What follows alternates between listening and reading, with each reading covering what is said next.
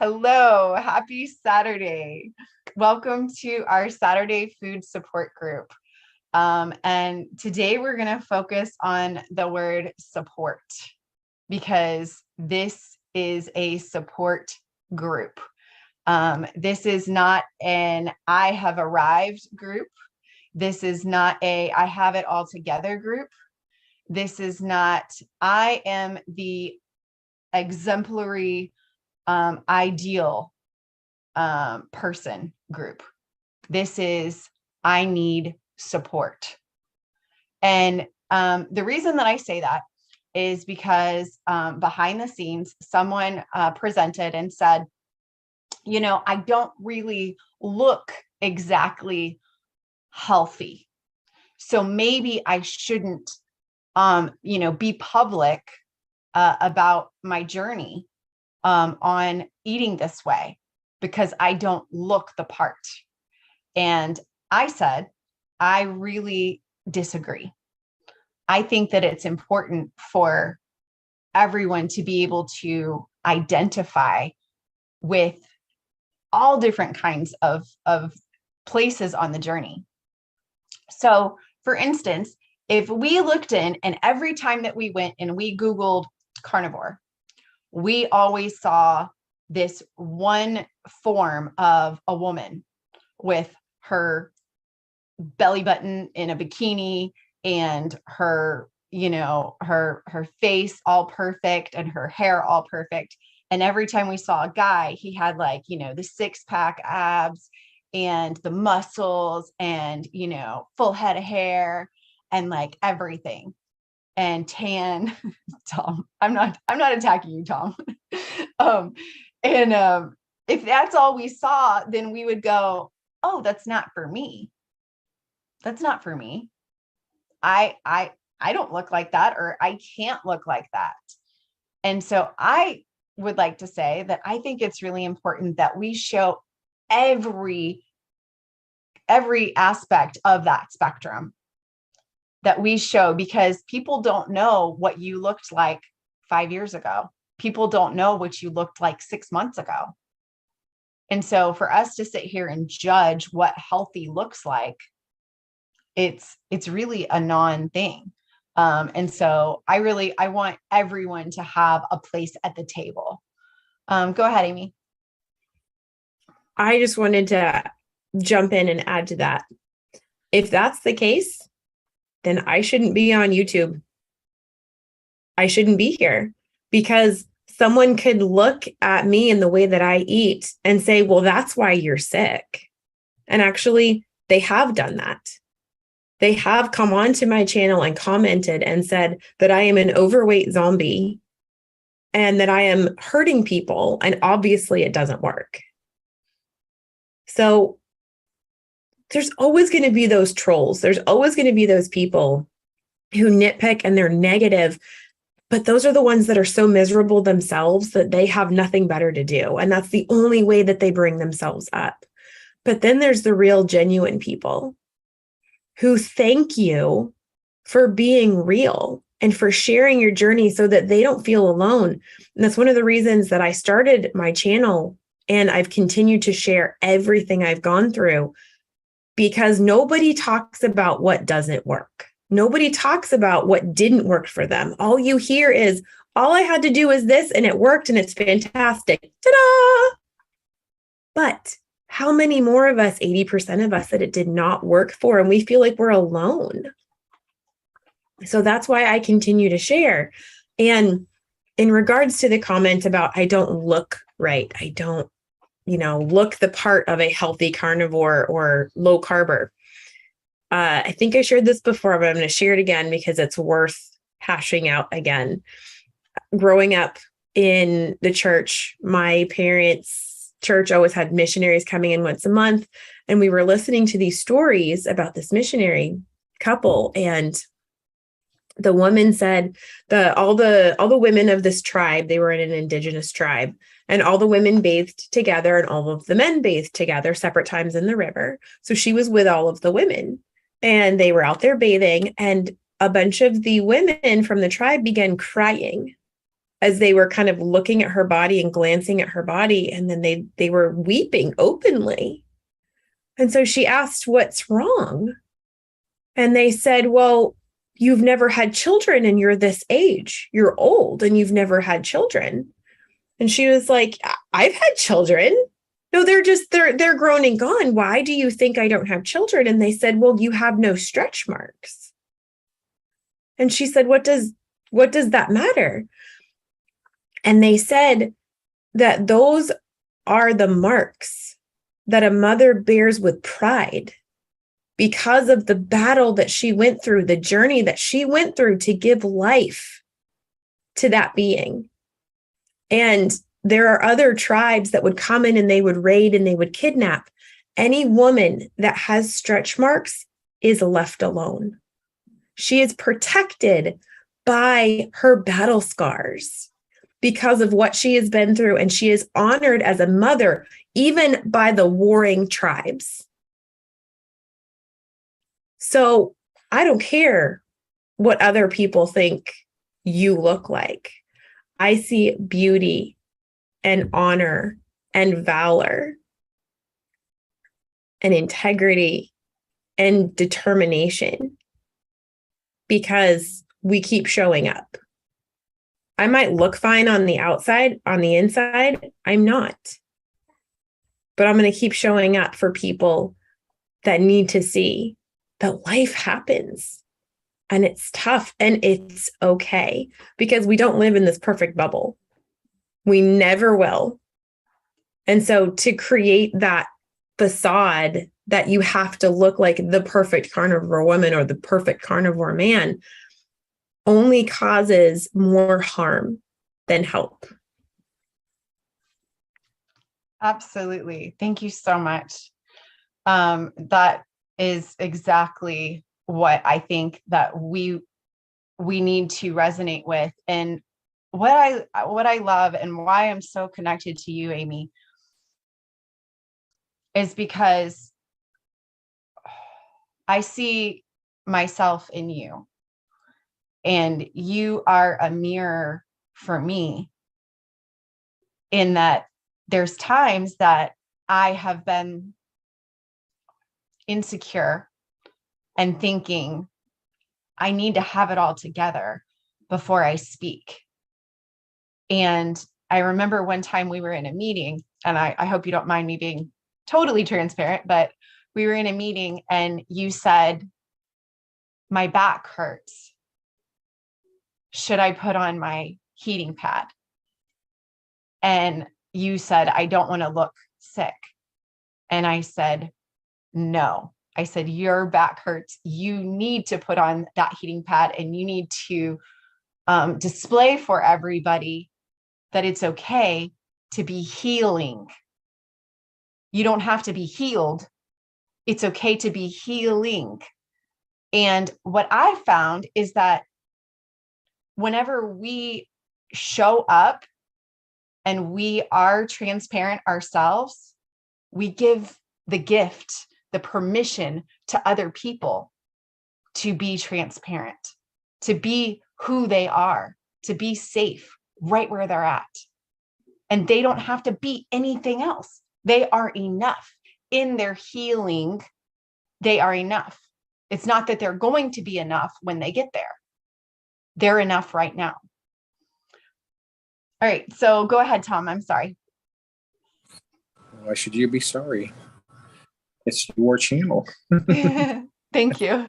I was just going to say that, of course, I look at Amy as definitely an angel. I watch her YouTube channels because you get a different perspective. Like my situation is totally different than yours and Amy's and everybody else on here. One thing I learned is that even going to like the carnivore meetups, you know, how different situations people have. And you see somebody that's like heavy at one of these meetups, and you're like, that's not working for you. Well, you don't know how much heavier that person was 6 months ago. And so that's why these judgments, like somebody made a comment on your YouTube channel, those people are just stupid, plain stupid. So you can't get mad at it. You just ignore it if you can, But I wouldn't be surprised if there wasn't responses to that. I would have responded to that if I would have saw it. But it just, everybody has different things that food affects, and I've learned that since I started carnivore. I'm fortunate because I was able to go cold turkey to carnivore and didn't have the problems other people have. But everybody's different, and I see people that, oh, I did keto for 10 days, and I could. Oh, it's funny. I forgot to tell you, my physical therapist. Oh no, my nurse that comes over here to check on me once a week. She's doing carnivore for 30 days. Because of you? Because of me, yeah. I was talking to her about reversing, how it reversed my diabetes in 2 months. She goes, that's what I try to tell people. You can reverse type 2 diabetes. So she's doing that she said she was going to do it for 10 days. I said, do it for 30 days. But so I just wanted to say that everybody's different. And why do I keep watching Amy the Carnivore's Angel? Because a lot of the stuff she talks about really is it relevant to me? Maybe not, except for when she talked about protein. Then I said, wait a minute, maybe I am eating too much protein. So there's always something to learn on this. And you have to continue to experiment to see what's affecting your body, what is causing this inflammation that you have, and what works best for you. Now, if I could just stop eating pork rinds too much, I'll be happy. But it's one of my only snacks that I can have. So, but I got to go get some more today because I ate them all. I love it. Andia writes in the chat, actually, for me, when people share when they are struggling, I learn the most.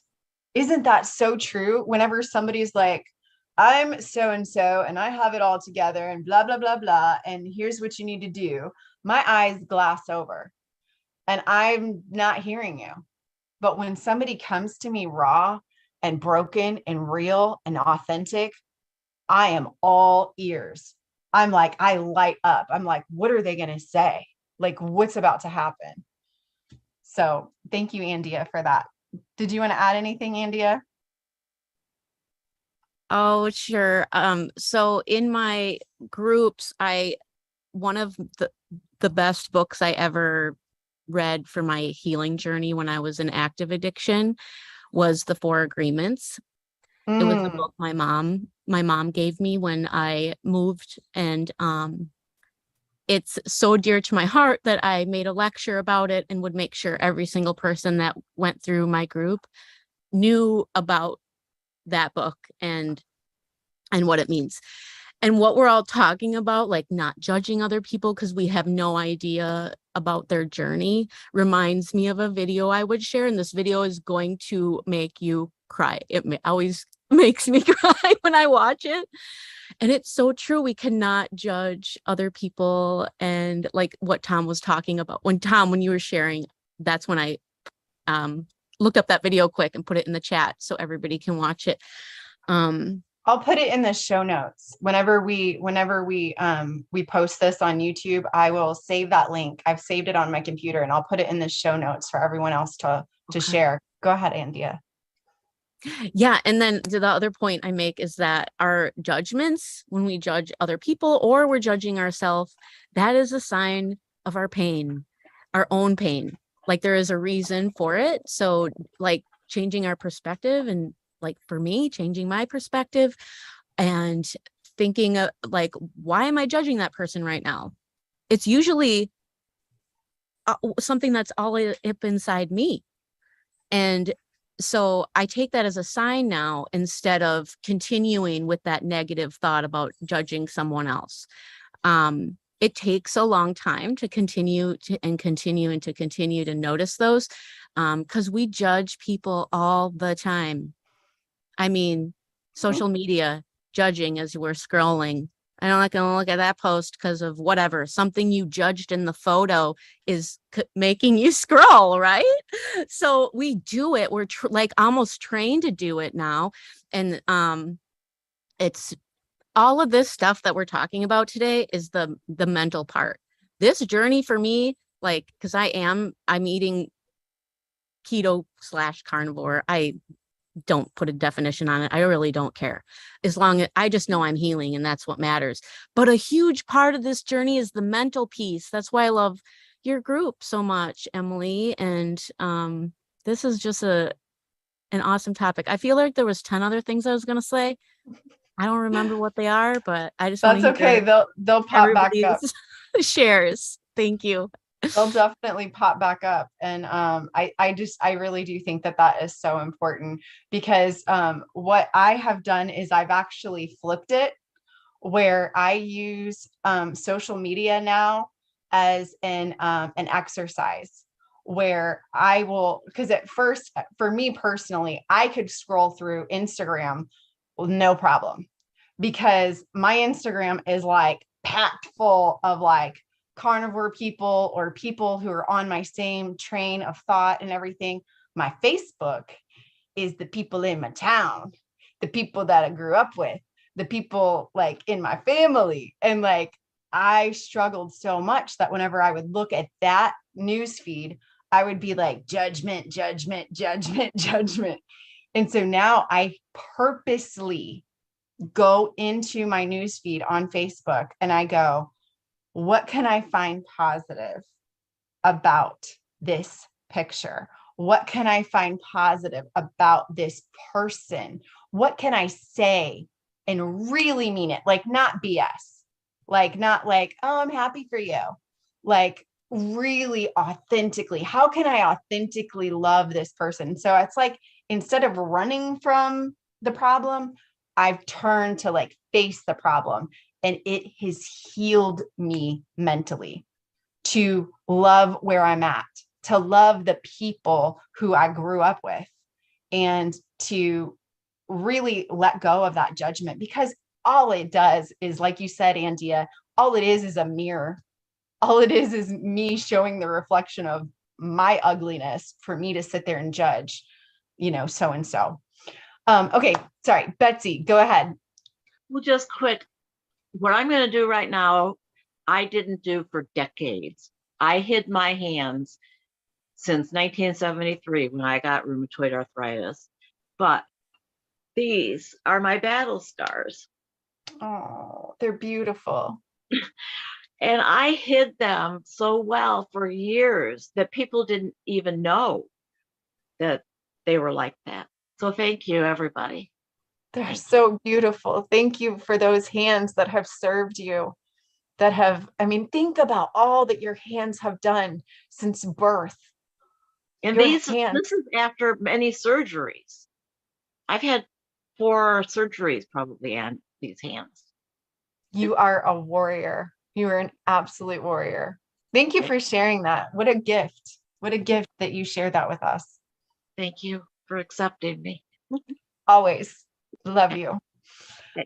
Becky, go ahead. Just going to, hopefully you can hear me. I was yelling last night at a football game, so voice is a little bit raspy today. No problem. But I always use the analogy crabs in a bucket. So the people that are burying or have buried their emotions, their negative energy, they end up and they try to pull others down. When we end up and we see the positive, the grateful, the affirmations in ourselves, because the negative self-thinking, the more that we encompass those people, like you were saying, your Facebook group, the judgment, the negativity of that energy, the more we end up and take that on, the more that is our portrayed energy. So always doing like affirmations every morning, journaling, getting those thoughts out of our mind gets us away from those craps. They can't end up and pull us down. But also being raw and being authentic in that journey of being that crab to escape the bucket. That's where people end up and resonate. It's not, like you were saying, the bikini model, the 6-pack abs, type person. And for like you guys were saying, I was the same way. I had my YouTube of, I would put videos out, but I never would do interviews or a lot of interviews or, speak, because I always kind of felt that judgment and I wasn't ready to take on that judgment.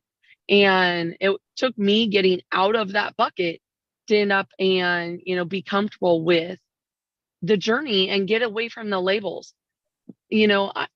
I may be carnivore some days, I may be ketovore, I may be, whatever I'm doing, it's my journey, it's my process, and it's my progress. It doesn't have to be perfection. I don't have to be at that point of someone else in order to share my own. And no one else should have to. Every journey is individual and it's beautiful. And we struggle. And, getting past that, those struggles make us real. Those struggles make it so other people don't feel, like a fish out of water, and they can end up and resonate with us and come along for the journey. So always share the journey, no matter how small you think it is, you are an inspiration to someone. Absolutely. And I love what came up for me when you were talking was, what if we are each this incredible book? We're each this incredible story. And it always starts out with this like tragedy. And then there's this like non-linear story of these highs and these lows. And then you get to the good part, and you get to the where the hero wins at the end of the story. What if all we did was just tell people the end? It doesn't have any meaning. Like if you're just like, dun, dun, dun, dun, I have arrived and this is who I am. Okay, good job. Way to go. But they don't understand the pit that you came from. And so if we just show people our last chapter, they're missing the whole book. They're missing the whole story. And so you're really depriving other people of an incredible story, and they can find themselves along the way in your journey. If you just show them your mountaintop moment, then they don't see themselves along the journey of your story. And so it really doesn't speak to them. Emily, that is exactly why I identify myself as a grateful human in recovery. I am grateful for my addiction, or I would not be on this journey. Thank you, Andia. Yes, absolutely. And I really think that it's taken me a long time to say this had to happen.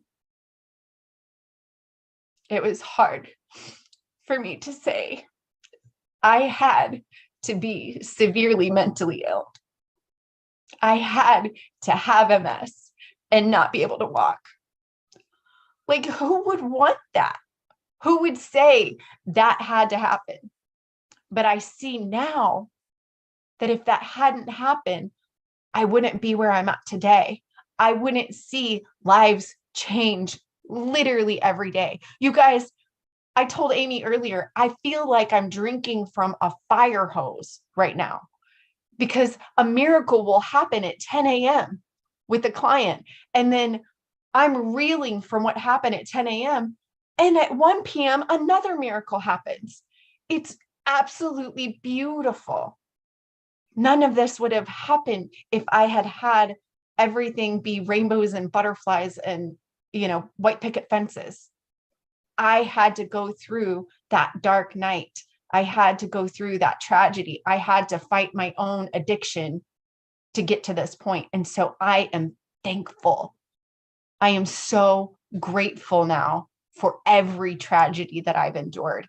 And mark my words, I'm grateful for the next one coming. And that's scary to even put out into the universe and say. But I know the nature of life is that there's ups and downs. And it would be ridiculous for me to think that it's going to continue to be nonlinear, or it's going to continue to be linear. Healing and our journey is nonlinear, and it is a process, and it is beautiful just the way it is, scars and all. I wouldn't change one thing. Thank you guys so much. This has been such an incredible conversation.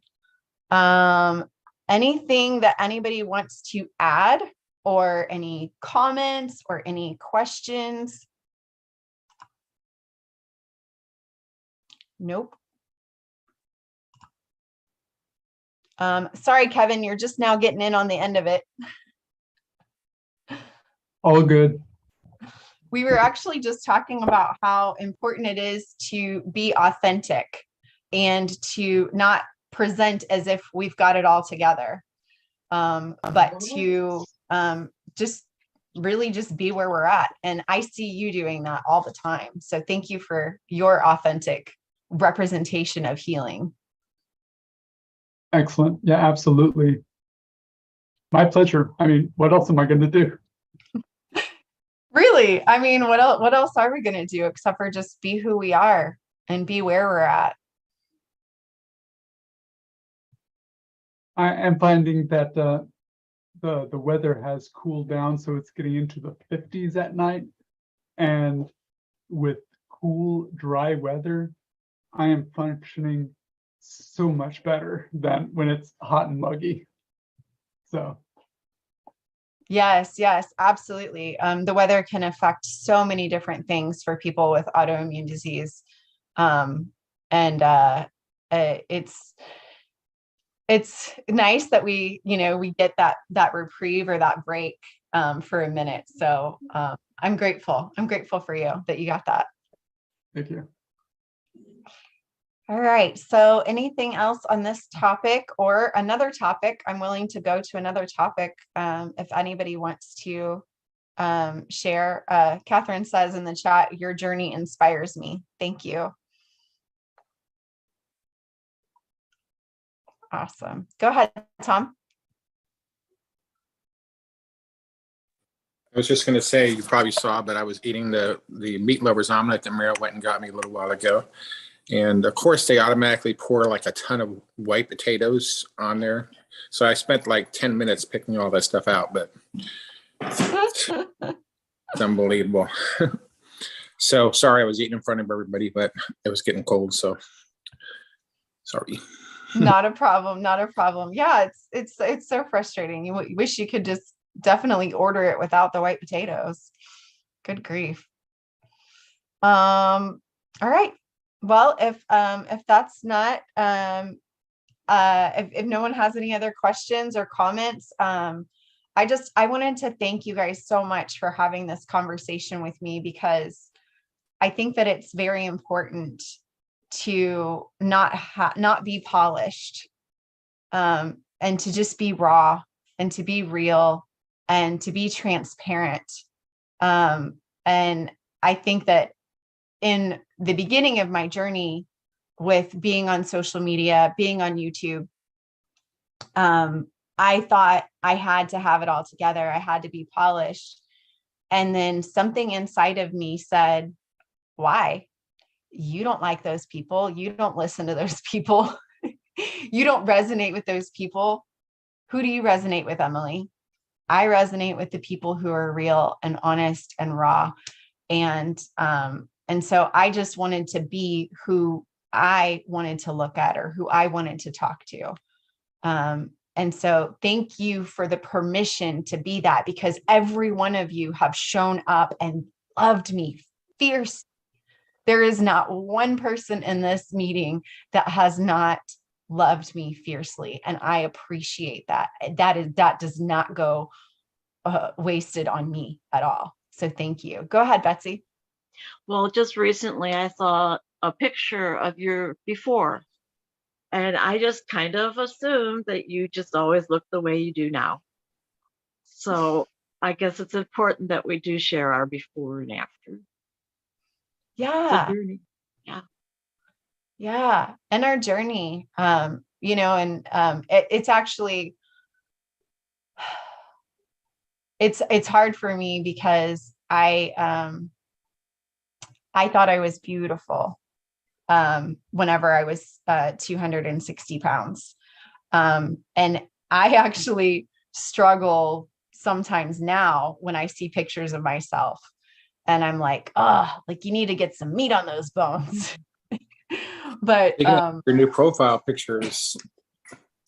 Thank you. That was My father's been trying for 8 months to get me to get headshots. And I finally did it. Because I'm just like, nah. But yeah, thank you. I appreciate that so much. It is you would die if you had seen my mom. Like, I look exactly like my mom. It's amazing. That is another one of the 4 agreements. Do not make assumptions. Ooh, y'all, we need to read that book, The 4 Agreements. And we will put this link in the show notes. Empathy, the human connection to patient care. So we will put both of those in the show notes. Thank you guys so much.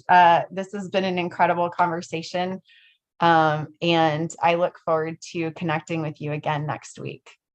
Thank you. Bye.